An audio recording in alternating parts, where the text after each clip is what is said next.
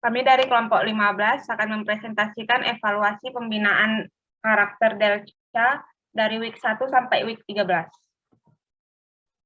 Perkenalkan, nama saya Ruth Pratiwi dengan NIM 1332151 dari Prodi Teknologi Komputer. Perkenalkan, nama saya Dwi Beliva Kamni dengan NIM 1142124 dari Prodi D4 RPL. Perkenalkan, nama saya Ezra Yunir Sibarani dengan NIM 1142113 dari Prodi D4 RPL.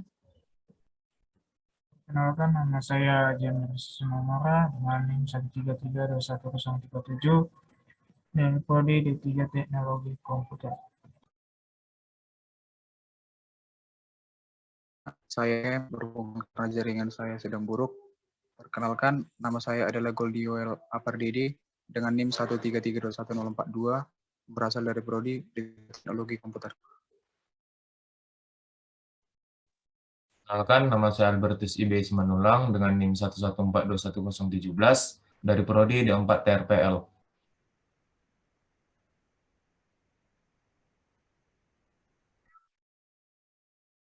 Di sini kami akan menyampaikan 3 poin penting. Yang pertama itu ada strategi kegiatan yang akan diimplementasikan.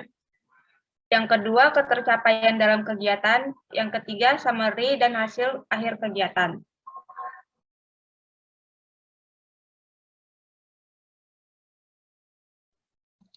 Poin pertama yaitu strategi kegiatan yang akan diimplementasikan. Yang pertama, evaluasi, yaitu peduli terhadap anak-anak yang di sekitar rumah yang orang tuanya pergi bekerja atau sibuk dengan kegiatan yang dilakukan adalah dengan belajar bersama. Yang kedua, dampak. Dampaknya yaitu dengan kurangnya perhatian dari orang tua terhadap anak, maka anak tersebut akan merasakan kesepian serta lebih banyak bermain daripada belajar. Yang ketiga, strategi, yaitu melakukan kegiatan belajar bersama dengan anak-anak di sekitar rumah agar bisa bermain sambil menambah ilmu. Selanjutnya adalah ketercapaian dari kegiatan.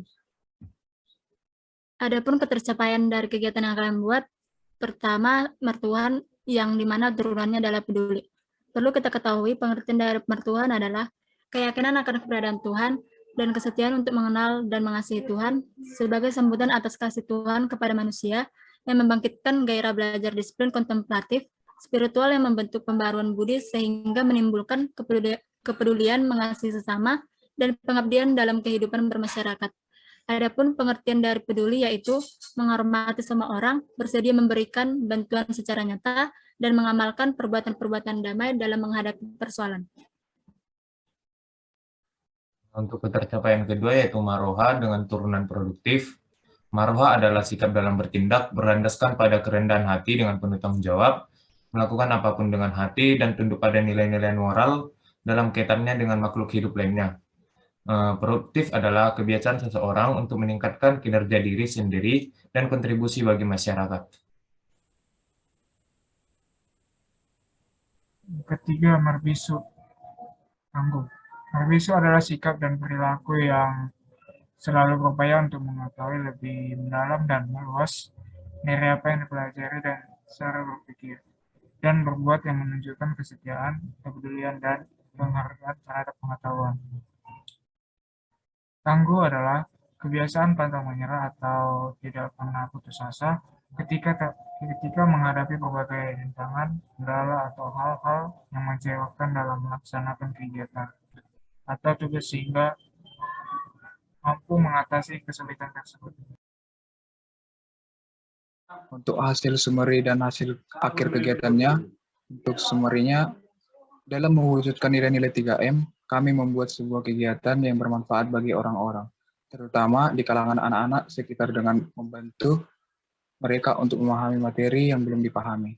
Karena di masa pandemi ini, anak-anak tidak dapat materi langsung dari guru, sehingga mereka kurang tahu atau tidak mengerti apa yang telah dipelajari di sekolah.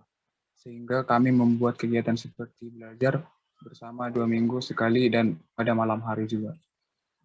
Untuk hasil akhir kegiatannya, yang pertama itu menerapkan nilai-nilai 3M ke masyarakat, yang kedua membantu anak-anak memahami materi, Yang ketiga, membantu anak-anak mengerjakan tugas. Dan yang terakhir adalah membuat anak-anak paham dengan materi dan tugas yang telah diajarkan.